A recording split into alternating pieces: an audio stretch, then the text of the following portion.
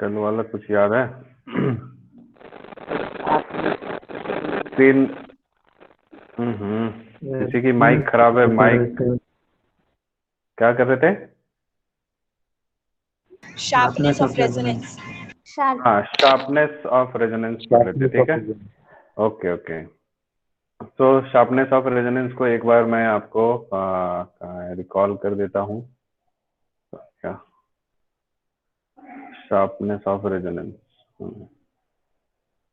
ठीक है।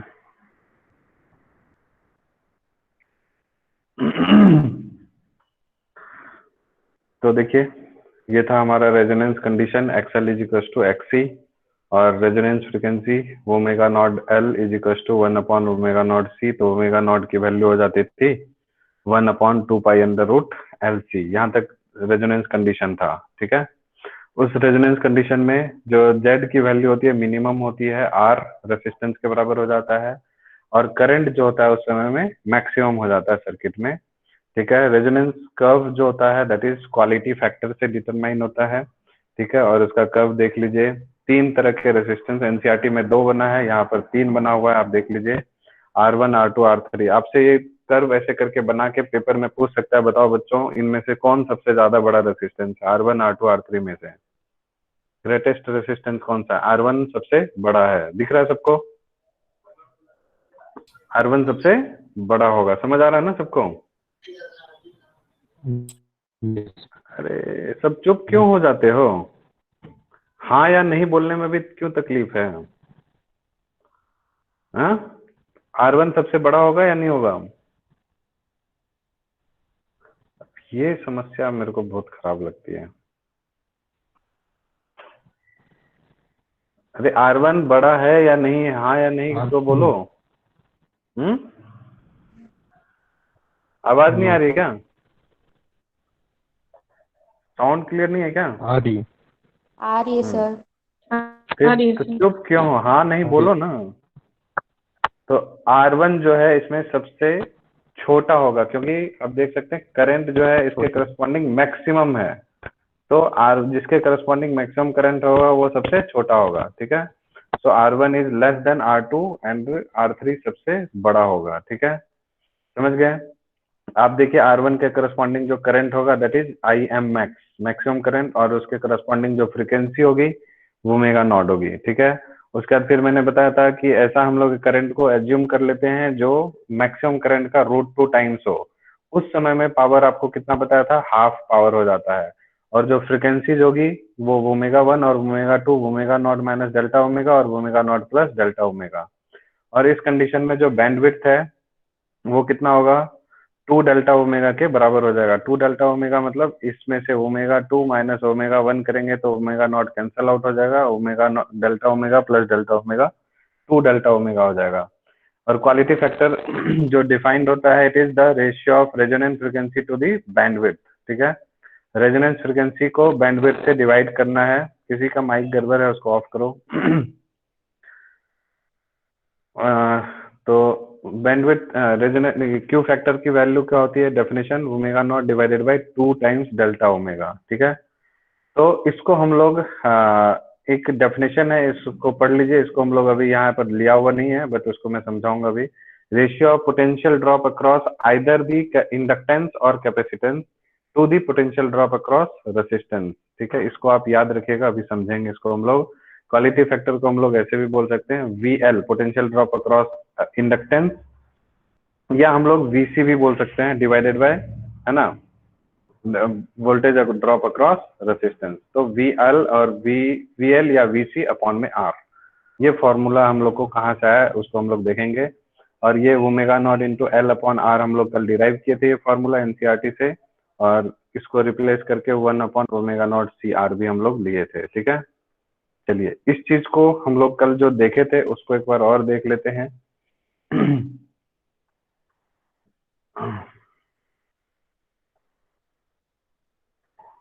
ठीक है, यहाँ से देखते हैं।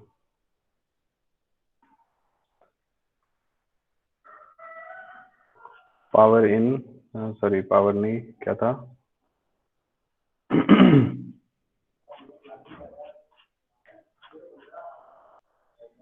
रेजोनेंस कंडीशन, कैरेक्टरिस्टिक्स, ये सब हो गया था।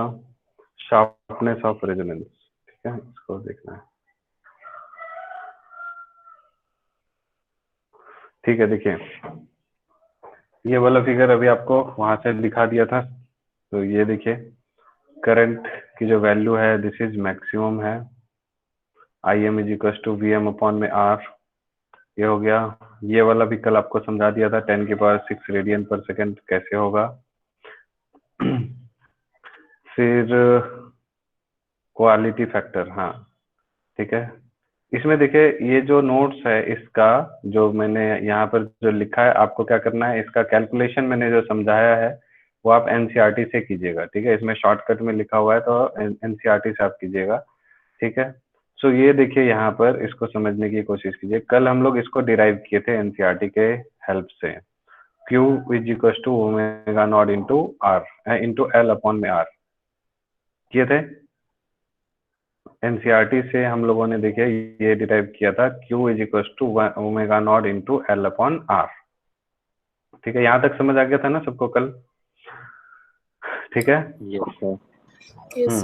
अब इसमें जो टू, हाँ अब यहाँ से अगर आप देखेंगे ध्यान से, ठीक है, तो इसके बाद ये चीज को आप देखिए, है ना, ओमेगा नॉट की जगह पे क्या रख दिया है, 1/√LC into L upon R, ठीक है।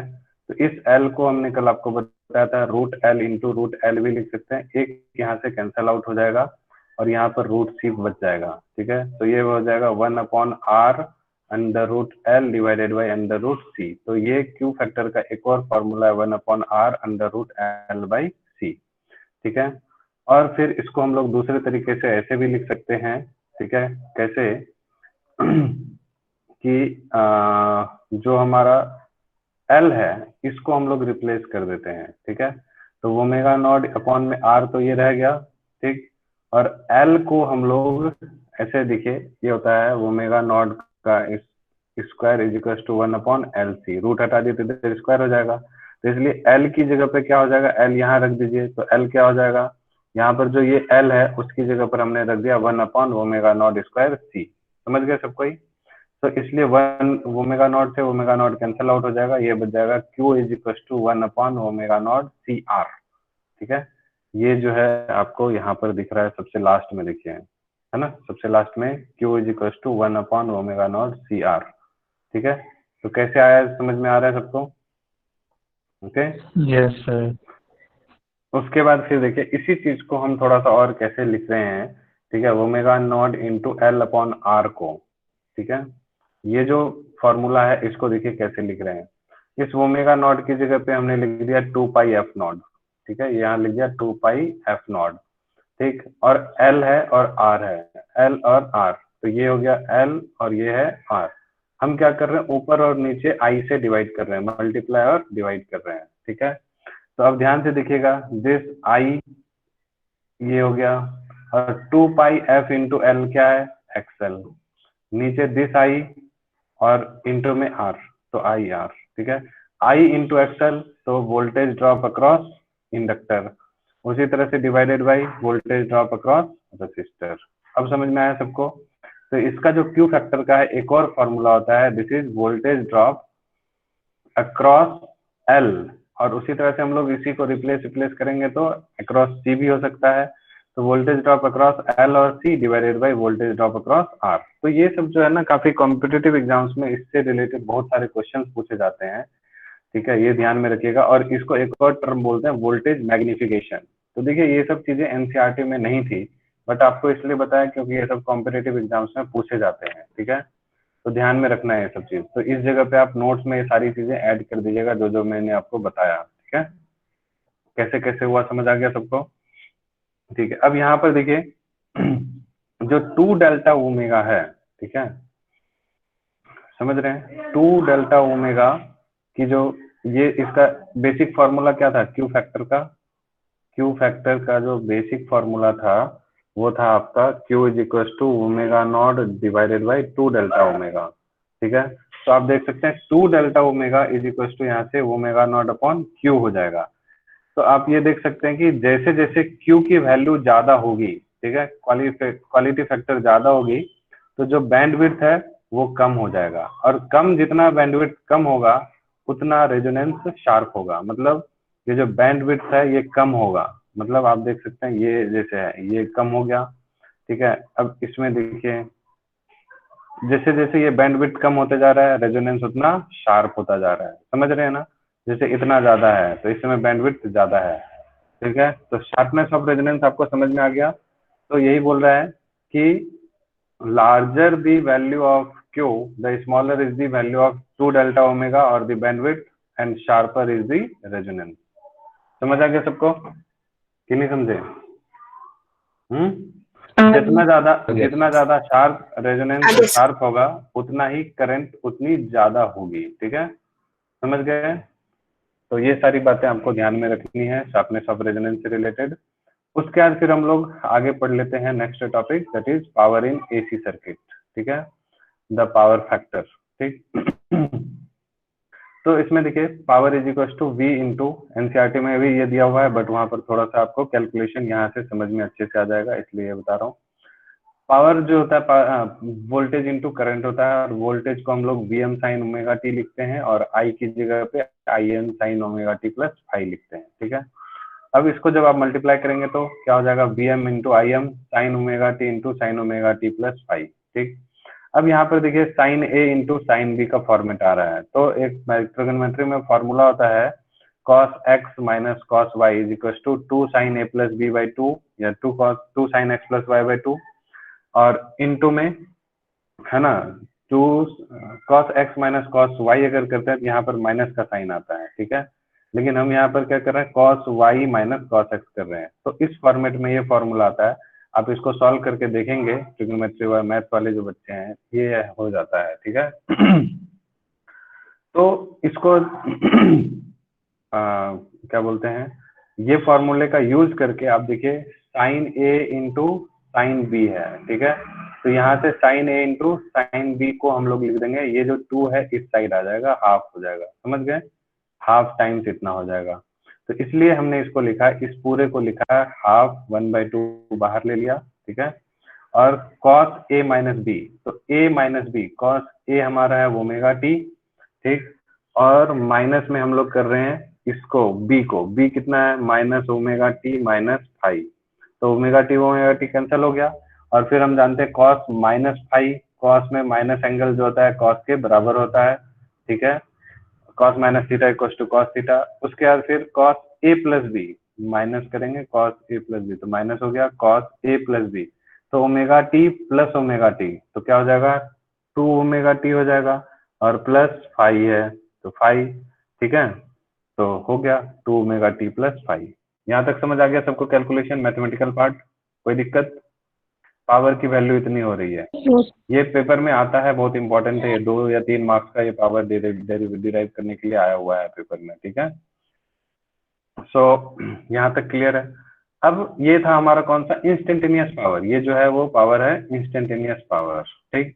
लेकिन जब हम लोग एवरेज पावर निकालने जाएंगे, ठीक है, इसी का एवरेज पावर अगर निकालना हो तो हम लोग क्या करते हैं कि अगर एवरेज के लिए ये तो कांस्टेंट है, और cos फाइव भी हमारा कांस्टेंट है because it is time independent. तो टाइम डिपेंडेंट वाला सिर्फ आपका ये एक टर्म है cos 2 omega T plus phi, ठीक है। So it is time dependent. तो एवरेज वैल्यू जब पावर का निकालेंगे तो सिर्फ और सिर्फ किसका निकालेंगे, इस वाले टर्म का, ठीक है। तो जब हम लोग इस वाले टर्म का एवरेज वैल्यू निकालेंगे तो ये हम लोग जानते हैं cos का एक कंप्लीट साइकिल में कितनी होती है वैल्यू, एवरेज वैल्यू 0 होती है, ठीक। तो इसका मतलब है कि आपका हो गया V M I M upon 2 cos phi minus 0, ठीक है, ये हो गया cos फाइव माइनस इसका एवरेज वैल्यू 0, ठीक। तो V M into I M upon 2 into cos phi, इतना हो गया इसका एवरेज वैल्यू, ठीक है, समझ गए। अब देखिएगा इसको हम लोग और कैसे लिख सकते हैं, ये जो 2 है इसको हम लोग 2 बार लिख सकते हैं, √2 देखिए इसको हमने लिख दिया, एक √2 चले जाएगा वीएम के साथ, एक √2 चले जाएगा आईएम के साथ इंटू में cos फाइव, ठीक है। और वीएम अपॉन √2 क्या हो गया V R M S, I M upon √2 क्या हो गया I R M S into cos phi. तो अब आप देख सकते हैं जो एवरेज पावर था वो हो गया RMS value of voltage into RMS value of current, तो हम लोग जानते हैं पावर इक्वल टू सिर्फ V इंटू आई होता है, ठीक है। लेकिन यहाँ पर एक और एडिशनल टर्म ऐड हो रहा है इसमें एवरेज पावर में, दिस इज कॉस फाई, और इसलिए ये एडिशनल टर्म है, फैक्टर है, इसलिए इसको, और पावर का है इसलिए इसको हम लोग क्या बोलते हैं, पावर फैक्टर, ठीक है। समझ आ रहा है सबको? तो पावर फैक्टर यहाँ से एक वर्ड ओरिजिनेट होता है। So average power is equal to V R M S into I R M S into cos phi, ये आपको ध्यान में रखना है, ठीक है।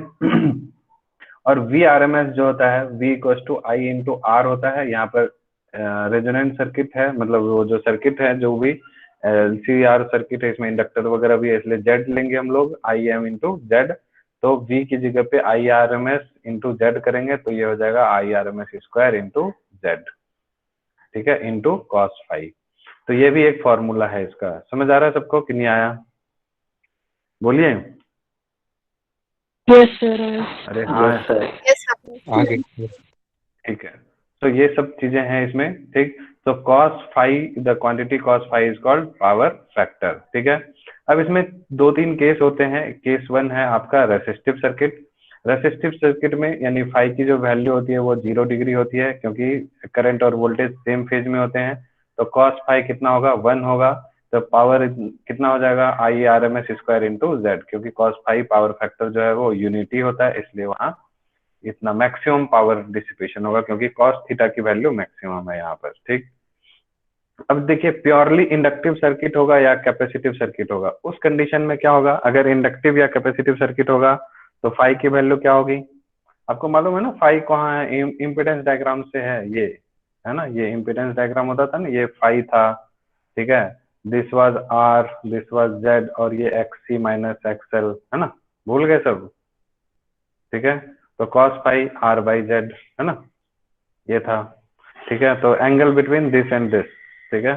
तो प्योरली इंडक्टिव सर्किट में जो फाई होगा, है ना, एंगल बिटवीन वोल्टेज और करंट कितना होगा, इंडक्टिव या कैपेसिटिव में करंट और वोल्टेज के बीच का एंगल, फिर चुप। करंट और वोल्टेज के बीच का एंगल नहीं मालूम है क्या किसी को, कितना होता है?